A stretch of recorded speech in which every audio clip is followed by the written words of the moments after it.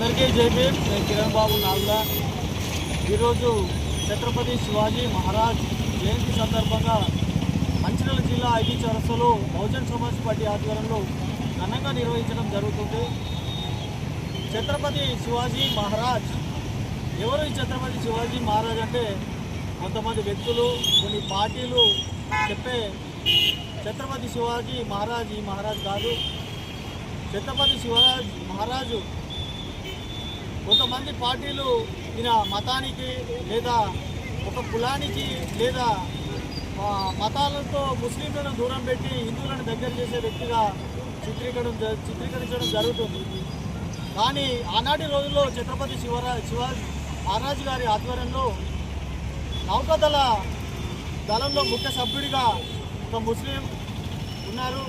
అదేవిధంగా ఆయుధ దళ సభ్యులు ముఖ్యులుగా ఒక ముస్లిం అభ్యర్థి ఉన్నారు. మరి అదేవిధంగా ఆనాడు మతానికి అందరి మతాలను ఆచరించే విధంగా అదేవిధంగా స్త్రీలకు పెద్దపీట వేసిన మహనీయుడు శివాజీ మహారాజ్. మరి అలాంటి శివాజీ మహారాజుని కొంతమంది వ్యక్తులు కొన్ని మతాలకు కొన్ని పార్టీలకు అంకితం చేస్తున్నారు.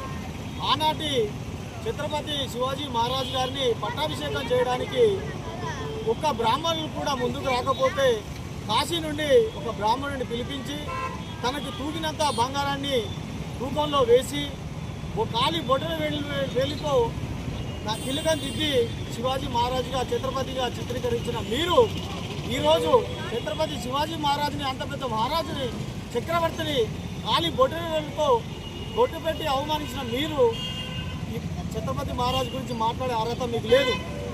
ఆనాడు జ్యోతిబా పూలే గారు 1869లో ఛత్రపతి శివాజీ మహారాజ్ గారిది సమాధి చెత్తలో అడవిలో ఉన్న ఆ సమాధిని వెలికి తీసి దాన్ని శుద్ధి చేసి పూలమాలలు వేసి 1870 నుండి ఛత్రపతి శివాజీ మహారాజ్ జయంతి వేయాలని ఆనాడు జ్యోతిబా పూలే గారు చేయడం జరిగింది. ఆనాటి రోజు నుండి ఈనాటి రోజు వరకు ఛత్రపతి శివాజీ మహారాజ్ని జయంతి జరుపుకుంటున్నాం. మరి అదేవిధంగా కొంతమంది ఆనాడు గైక్వాడ్ గారు ఒక పుస్తకాన్ని రాశారు, ఛత్రపతి శివాజీ ఎవరు అని. ఆనాడు ప్రజలు లక్షల్లో కోట్లలో ఆ బుక్కుని కొంటే కొంతమంది వ్యక్తులు ఓర్చుకోలేక ఆ మహనీయుని హత్య చేయడం జరిగింది. మరి అలాంటి వ్యక్తులు, అలాంటి కొన్ని పార్టీలు, కొంతమంది ఆ మతశక్తులు శివాజీ మహారాజ్ గారిని మరి మాది అని అంటున్నారు. ఇప్పటికైనా వాళ్ళందరూ బుద్ధి తెచ్చుకొని శివాజీ మహారాజుని వెలికి తీసి